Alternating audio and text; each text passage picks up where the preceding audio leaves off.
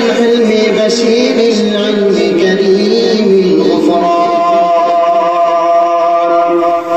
ونشهد أن سيدنا وسندنا وأولانا ومولانا محمدا عبده ورسوله الذي أرسل إلى الناس كافة بشيرا ونذيرا وداعيا إلى الله بإذنه وسراجا منيرا أما بعد فأعوذ بالله من الشيطان الرجيم بسم الله الرحمن الرحيم ومن يبتغ غير الإسلام دينا فلن يقبل منه وهو في الآخرة من الخاسرين وقال رسول الله صلى الله عليه وسلم من قال لا إله إلا الله مخلصا دخل الجنة أو كما قال عليه الصلاة والسلام أما شوائد إبراهيم قريب اللهم صل على محمد وعلى آل محمد كما صليت على إبراهيم وعلى آل إبراهيم إنك حميد مجيد اللهم بارك على محمد وعلى آل محمد كما باركت على إبراهيم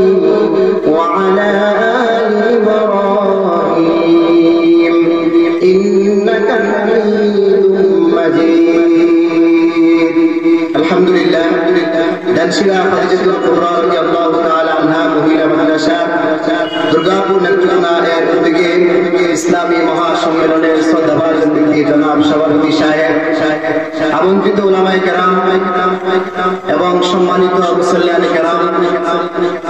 আমি আপনাদের সম্মুখে কালামুল্লাহ পাক থেকে একটা আয়াত তিলাওয়াত করেছি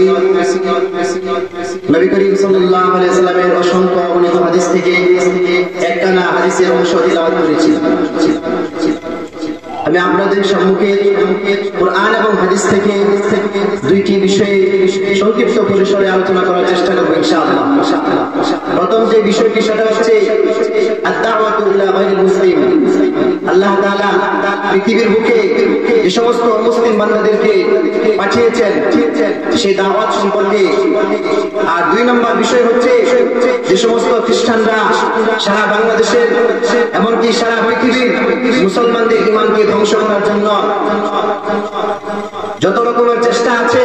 যত রকমের মেহনত আছে প্রত্যেকটা মেহনত তারা করতেছে আমি আপনাদের সম্মুখে কালামুল্লাহ পাক থেকে যে আয়াত তিলাওয়াত করেছি সেই আয়াতের মধ্যে আল্লাহ তাআলা বলেন ওয়া মান ইয়াবতাগি গায়রাল ইসলামি দীনান ফালান ইউকবালা মিনহু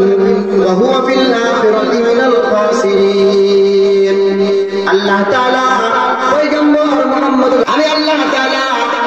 আপনার সম্মুখে ঘোষণা পেশ করলাম ইসলাম ছাড়া অন্য কোন ধর্ম যদি কেউ মানে ইসলাম ছাড়া অন্য কেউ ধর্ম যদি পালন করে ফালাই ক্বাবলা মিনহু তার থেকে এই ধর্ম পশ্চিমকালে কবুল করা হবে না ওয়া হুয়া ফিল আখিরাতি মিনাল খাসিরিন আর যে ব্যক্তি ইসলাম ছাড়া অন্য কোন ধর্ম মানে অন্য কোন ধর্ম পালন করে ফালাই ক্বাবলা মিনহু ওয়া হুয়া ফিল আখিরাতি মিনাল খাসিরিন রব্বে কারীম কুরআন পাকের মধ্যে বলেন আল্লাহ তাআলা তাকে দুনিয়াতে এবং আখিরাতে চরম ক্ষতিগ্রস্তদের মধ্যে অন্তর্ভুক্ত করেন অপরদিকে পয়গম্বর আল্লাহ রাসূল সাল্লাল্লাহু আলাইহি ওয়াসাল্লাম বলেন আল ঈমানু বিযুউ ওয়া সাবউনা শুবা ফাআফদালুহা কাওলু লা ইলাহা ইল্লাল্লাহ এই হাদিসের মধ্যে নবীজি বলেন ঈমানে 70-এরও বেশি শাখা প্রশাখা রয়েছে ওয়া আফদালুহা কাওলু লা ইলাহা ইল্লাল্লাহ আর এই 70টা শাখার মধ্যে সবচেয়ে বড় শাখা যেটা সেটা হচ্ছে আল্লাহ তাআলা এক বলে ঘোষণা দেওয়া কিন্তু মুহতারাম হাজিরিন, যে সমস্ত মুসলিম ভাই যারা ইসলাম ধর্ম গ্রহণ করে নাই, যারা হিন্দু অবস্থায় আছে, খ্রিস্টান অবস্থায় আছে, বৌদ্ধ অবস্থায় আছে, শিখ অবস্থায় আছে, বাহাই অবস্থায় আছে, এদের সম্পর্কে রব্বে কারীম কালামুল্লাহ পাকের মধ্যে বলেন খালিদিনা ফিহা আবাদা। আল্লাহ তাআলা এদের জন্য জান্নাতকে হারাম করে দিয়েছেন এবং জাহান্নামকে অবধারিত করে দিয়েছেন। এই জন্য নবী করিম সাল্লাল্লাহু আলাইহি ওয়াসাল্লাম হাদিস শরীফের মধ্যে বলেন মান আসলামা আলা ইয়াদাইহি রাজুলুন ওয়াজাবাত লাহুল জান্নাহ। পয়গম্বর বলেন মান আসলামা আলা ইয়াদাইহি, যে ব্যক্তির হাতে একজন লোক কালিমা গ্রহণ করলো, যে ব্যক্তির হাতে একজন লোক ইসলাম ধর্ম গ্রহণ করলো, ওয়াজাবাত লাহুল জান্নাহ, আল্লাহ তাআলা তার জন্য জান্নাত ওয়াজিব করে দেন। মুহতারাম হাজিরিন, আল্লাহ রাসূল সাল্লাল্লাহু আলাইহি ওয়াসাল্লামকে আল্লাহ তাআলা উদ্দেশ্য করে বলেন বলে আল্লাহকে বাকুন নাফসাক, হে রাসূল আপনি কি আপনার জীবনটাকে দাওয়াতের পথে ধ্বংস করে দিবেন? কেন একজন অমুসলিম মুসলমান হচ্ছে না?